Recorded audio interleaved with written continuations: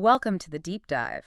We're here to cut through the noise and get to the heart of things, pulling out the key insights from some really fascinating sources. That's right. And today we're tackling something I think is really compelling, a big question actually. Which is? What if the real secrets to massive success, the kind that builds empires, aren't locked away in some hidden formula? Okay. What if they're right there, out in the open, in the stories of how business titans actually lived their lives?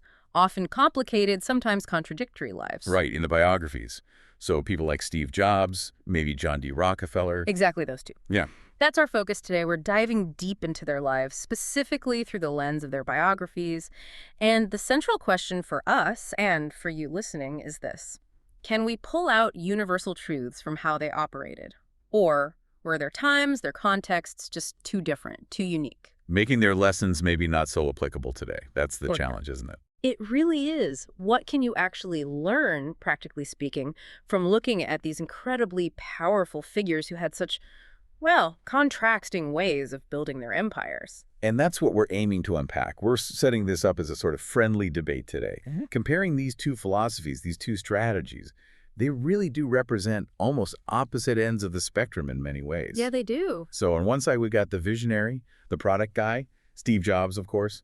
We'll be drawing heavily from Walter Isaacson's big biography. And I have to say, I'll be digging into that side with real interest. There's something just undeniable about that kind of leader. The mercurial visionary, obsessed with the product. The reality distortion field guy. Exactly. The one who seems to literally bend reality to make their vision happen. My thinking is maybe true innovation, the kind that really shakes things up, actually needs that kind of personality. Uncompromising. Difficult even, but laser focused on creating something truly amazing. Okay, the case for the brilliant, maybe difficult genius. Sort of, yeah. And I'll be taking the other side, arguing that, maybe enduring success, the kind that lasts for generations and really dominates a market, doesn't just come from shiny products. It often comes from something maybe less glamorous. The relentless, rational, almost obsessive consolidation of power, building a system. Yeah. It's about making your operation so efficient, so indispensable, that it becomes almost impossible to compete with. And for that, we'll be looking at John D. Rockefeller, using Ron Chernow's amazing biography, Titan. Two massive books, two massive figures. Exactly. So our mission today is pretty clear then. We want to pull out the most important lessons, the real nuggets of wisdom from these incredibly detailed sources. Give you a shortcut, essentially. Yeah, a shortcut to understanding two very different but undeniably effective ways to lead and strategize in business. We want to get past the myths and look at how they actually thought. And what that means for us right now. Precisely. So let's get started. Let's dive into these lives. The visionary architect Steve Jobs and the power of product. Okay, let's kick things off properly now. Part 1. We're stepping into Steve Jobs' world first, trying to really unpack this idea of his power coming from a product-first visionary approach. Isaacson's book paints such a vivid picture. It really does. And this core idea, his philosophy of bending reality, it wasn't just a catchphrase, his famous reality distortion field. It was like a practical tool for him. How so? Well, he used it to convince himself first, but then, crucially, everyone else, engineers, designers, the board, that these seemingly impossible things were possible. So it wasn't just about tricking people. I don't think so, not in a cynical way. It was more about fostering this almost extreme level of conviction that sheer belief is what drove Apple's innovation, right? He pushed people incredibly hard. To their limits, often. Absolutely. To achieve things they genuinely thought couldn't be done. Why? Because he believed it. And he had this uncanny ability to make them believe it too. Let's take a concrete example. Remember the switch from PowerPC chips, the Motorola IBM ones, to Intel? Oh yeah, that was huge. And risky. Hugely risky. And done in secret for a long time. Isaacson describes it as being almost like rewriting the entire Mac operating system from the ground up. It touched everything, hardware, software, everything. The scale was enormous. Immense. And think about this. Even Apple's own board, people who knew the business inside out, they debated it for 18 months, a year and a half, before they finally said yes. Wow. That really shows his influence. Doesn't it? It just underlines his persuasive power, his unwavering belief in the strategic direction. Isaacson talks about him at the whiteboard, leading these intense, freewheeling discussions. just hammering the logic, shaping the narrative until even the skeptics were on board. Convinced it was the only way forward. Exactly, convinced it was essential for Apple's future. So what this really shows, I think, especially if you're thinking about leadership, it shows a leader's power to drive massive fundamental change. Even against resistance. Especially against resistance. And huge technical challenges. It's about having that clarity, that vision for the long-term product advantage, and the sheer willpower to make a massive pivot happen. Defining the future, not just reacting. That's it. Being the one who says, this is where we're going, even if the path looks incredibly difficult. It's definitely a powerful example of visionary leadership in action. Wow. The audacity is, well, it's pure Jobs, isn't it? It really is. But, you know, while Jobs was busy disrupting and creating these future markets with dazzling new products, you had someone like Rockefeller doing something very different. So? He'd be quietly, systematically consolidating the existing market, making sure his product, maybe a less glamorous one like refined kerosene back then, became the inescapable standard, not through dazzling design, but through a different kind of power control. Control of the system. Exactly. So it raises that fundamental question. Is your main goal to build the absolute best, most innovative product?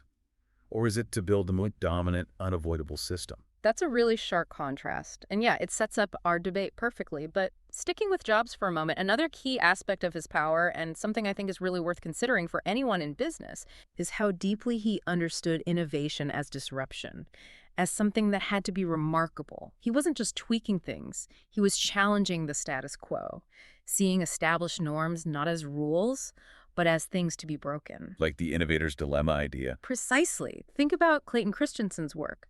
Those established mini-computer companies.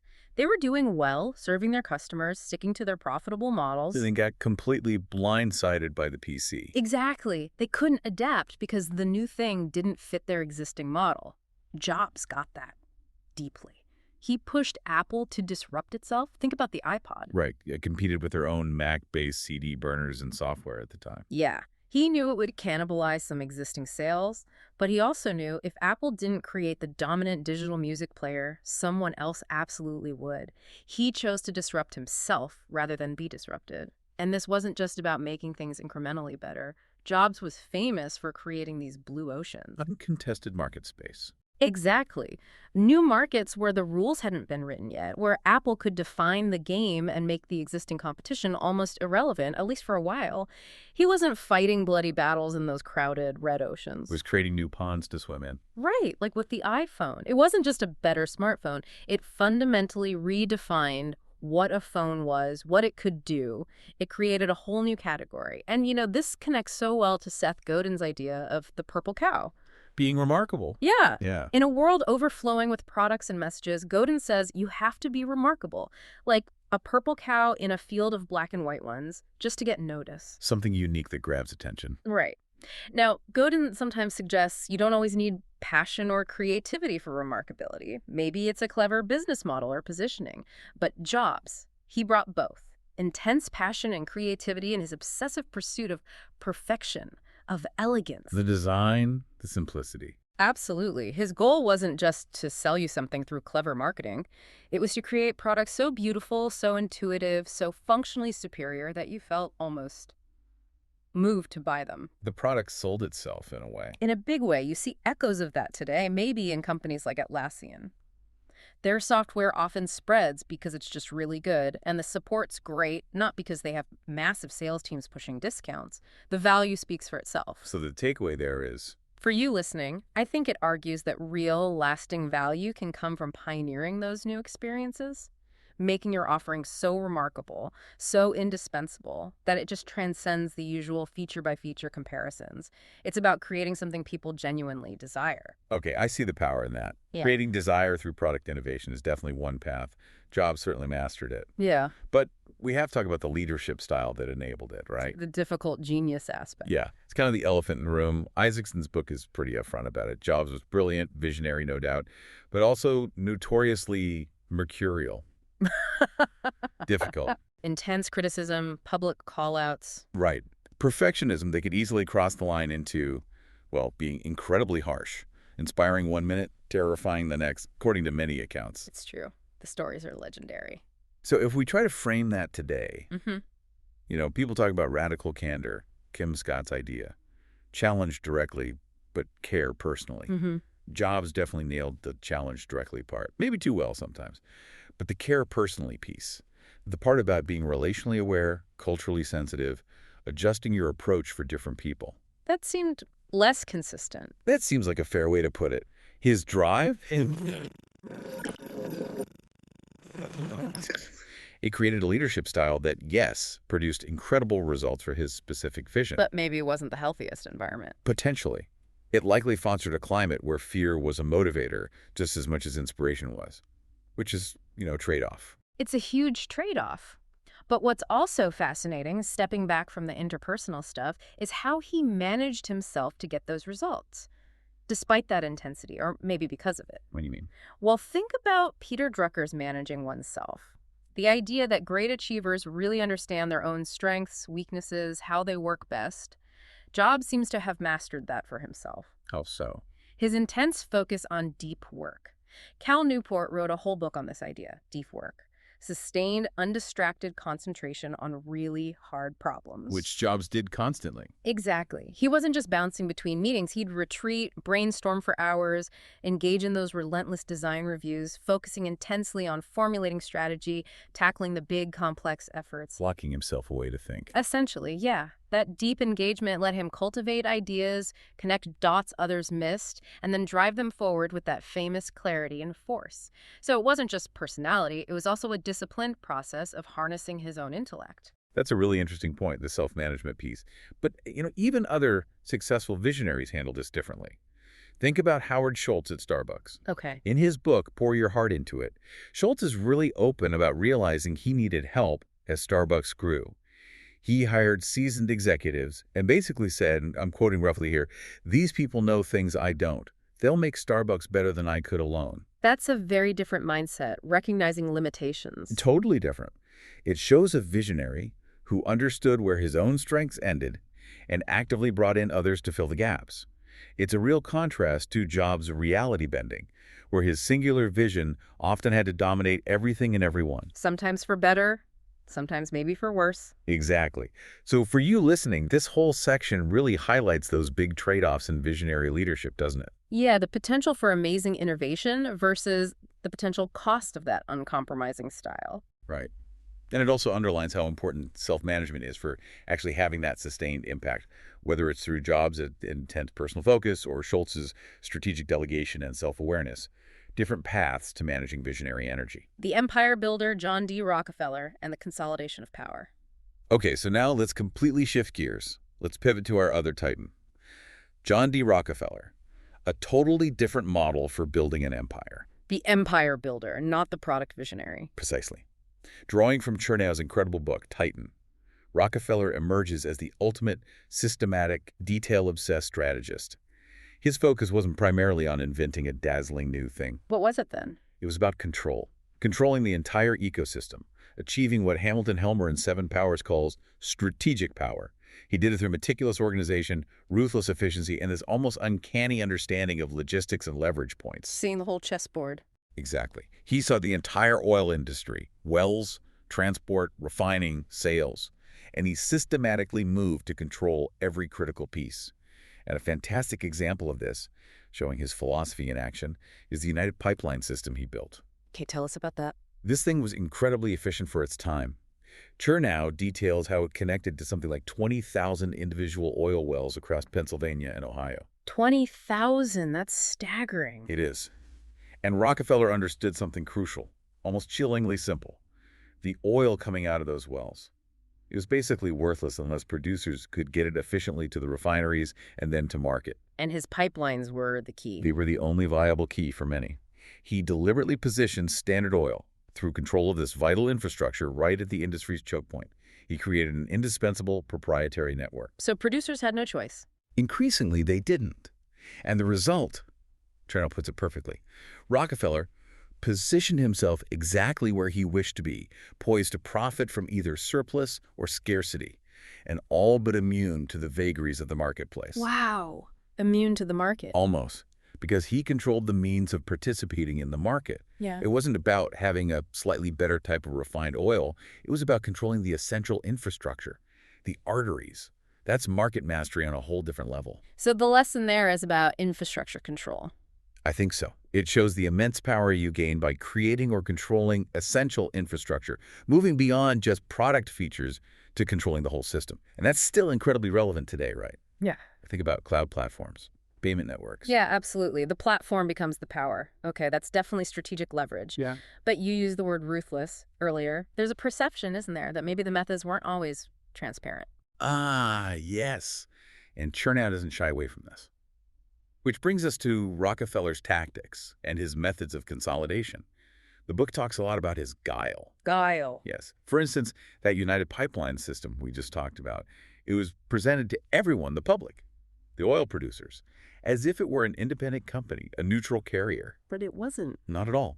Chernow reveals it, quote, actually belonged lock, stock, and barrel to Standard Oil. Yeah. It was a wholly owned subsidiary, disguised. Wow. So deliberate deception. Deliberate obfuscation, absolutely. This hidden ownership, this consolidation through stealth, was a key tactic. It gave Standard Oil an incredible advantage because competitors were relying on infrastructure they thought was neutral, but was actually controlled by their biggest rival. Leveraging information asymmetry. Exactly.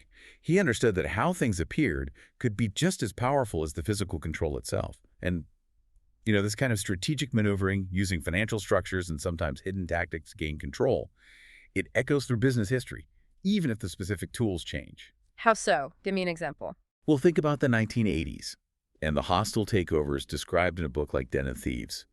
The principal James Stewart highlights there that owning the debt of a shaky company basically means control, because you can foreclose if they miss payments. It resonates. Okay. Now, Rockefeller wasn't using junk bonds in the same way, obviously, but he was using financial leverage systematically. The most famous example is the railroad rebates. Ah, the secret deals. Secret preferential deals with the railroads that made it much cheaper for Standard Oil to ship its products than for any competitor. It crippled rivals, making their costs unsustainable. Forcing them to sell out. Precisely. He'd often give them a choice. Sell to Standard Oil at a decent price, or we'll drive you out of business using our cost advantage. It was consolidation through economic force, often masked by seemingly normal competition. And maybe a more recent parallel, just in terms of managing perception. Think about Enron. As detailed in The Smartest Guys in the Room, Enron publicly presented itself as this innovative logistics company, revolutionizing energy trading. But behind the scenes, it was heavily involved in complex, risky financial speculation and accounting tricks. Creating a narrative? Exactly. Creating a favorable public story that masked the aggressive, sometimes dubious financial engineering underneath. It's similar in spirit to how Rockefeller managed his image. So he was good at PR, too. A master. He was incredibly methodical about public perception, even while playing hardball behind the scenes. Chernow details how he bought newspapers in key oil regions, like the Oil City Derrick. Bought the newspaper? Yep. And installed an editor who was friendly to Standard Oil. He even set up a press bureau whose job was to plant favorable articles in other papers, disguised to look like independent news stories. Wow. Early native advertising. Essentially, yes. And personally, in interviews, he often came across as dignified, polite, even pious. But that was the public face, carefully cultivated, while the business machine operated with utter ruthlessness. So the lesson for listeners? It shows how strategic control often extends beyond just assets and operations. It includes controlling information, shaping the narrative, managing public perception. These can be powerful tools, sometimes used to mask the real competitive plays. That meticulousness is something else. It's a world away from Jobs, isn't it? Jobs wasn't about hidden deals or controlling the press. Not a style at all. His strategy seemed to be make the product so undeniably great, so beautiful, so intuitive, that it creates its own reality distortion field. The product is the message, the PR, the competitive weapon. A very different philosophy of power. Totally. One built on attraction and desire for the new, the other on the inescapable necessity of the existing system. Exactly. And this brings us to what I think is really the bedrock of Rockefeller's success, something perhaps less sensational but maybe more fundamental, the incredible discipline and the systematic nature of his empire building. Okay, beyond the ruthless. Way beyond. Think about Max Weber's classic work, The Protestant Ethic and the Spirit of Capitalism. Weber argued that certain religious backgrounds, like Rockefeller's devout Baptist upbringing, fostered a particular mindset. A specific disposition, as Weber called it. Right, like habitus, these deeply ingrained habits, values, ways of life. For Rockefeller, this likely meant an innate discipline, a focus on hard work, thrift, meticulous planning, rational organization. It wasn't just a business strategy, it was woven into his character. It was who he was. It seems so. And this discipline wasn't just personal. It permeated his family and his organization. Chernow notes that his son, John D. Rockefeller Jr., even though he apparently felt intellectually inferior, was incredibly diligent, always got top grades, led a very purposeful life, very little time for leisure. Reflecting the father's value. Directly. It was an environment focused on sustained effort, meticulousness, responsibility. And Rockefeller himself, decades before Drucker wrote The Effective Executive, Rockefeller was living its principles. How so? He was intensely focused on contribution, on results, not just being busy. He managed his time rigorously. His success wasn't just luck or opportunism. Chernow paints a picture of relentless, systematic planning and execution, setting huge goals and then building the machine to achieve them. Building the machine. Yes. And maybe an analogy helps here. Think about Robert Moses, the power broker of New York, as chronicled by Robert Caro. Okay. Moses wasn't just building bridges and highways. He mastered the system of public authorities. He figured out how to make these projects, like the Triborough Bridge, generate massive, ongoing revenue net, as Caro emphasizes. Money that Moses then controlled and reinvested to build more power, more projects. Creating a self-funding empire. Exactly. A self-sustaining system that generated predictable, enormous profits, largely independent of political whims or economic cycles, for a time. It echoes Rockefeller's genius. He wasn't just selling oil. He built and controlled a self-sustaining system for refining and distributing it that became a perpetual profit engine. Less reliant on the next hit product. Much less. So the insight here for you, our listener, is that this deep-seated discipline, this systematic approach, this foresight in controlling the means of production or distribution, this can be just as, if not more, foundational to long-term wealth and power than constantly chasing the next big product innovation. It's about building the fortress, the unshakable system. The deep dive debate, visionary product versus consolidated power. Okay, we've explored both sides now. Jobs, the product visionary, Rockefeller, the system builder. Let's really put them head-to-head in this final part. The debate. Visionary product versus consolidated power. Let's do it. So my case for the Jobs model really comes down to that almost, magical ability he had to bend reality, like we said, but doing it through products that didn't just compete, they redefined markets. Creating new categories. Exactly. Think about Netflix again. We mentioned 7 powers and blitzscaling, describing their moves into original content. That was incredibly bold, counterintuitive at the time. It's a huge upfront cost. Massive. But what did it do? It turned a variable cost, licensing other people's stuff, into a fixed cost and a massive competitive advantage. Proprietary content you couldn't get anywhere else. A moat. A huge moat. That's the Jobsian approach, right? Disrupting the existing value network, like Christensen talks about. Create something new and compelling that makes the old way obsolete. Jobs did that over and over. He didn't just want to win the game. He wanted to change the rules by creating a better game. Okay, the power of rewriting the rules through innovation. Compelling. It is. But let's look at it from the Rockefeller perspective. While Jobs was focused on creating that new value, maybe even creating entirely new forms of desire, Rockefeller was the absolute master of capturing and extracting value from an existing essential commodity. Through control. Through superior organization, relentless efficiency, and that iron grip on infrastructure. Logistics. It connects directly to Michael Porter's ideas, doesn't it? Logistical economies of scale being so big and efficient that your costs are unbeatable. Right. And also proprietary knowledge, not just patents, but the deep internal know-how of running this incredibly complex, optimized machine better than anyone else could even imagine. His power wasn't in the oil itself, which anyone could drill for, but in his unparalleled ability to process and move it cheaper and more reliably than anyone else. He owned the processing and the pipes. He owned the system. Think about Peter Thiel's 0 to 1 idea: dominate a small niche first, then expand to become the last mover, the enduring monopoly in a larger market. Like Amazon starting with books. Exactly. Rockefeller did that in the 19th century. He started by dominating refining in Cleveland, then systematically expanded his control over pipelines, transportation, other regions, segment by segment. Not always with a dramatically better product, but always with a superior system for delivering it and controlling the costs. He built the inescapable infrastructure. Okay.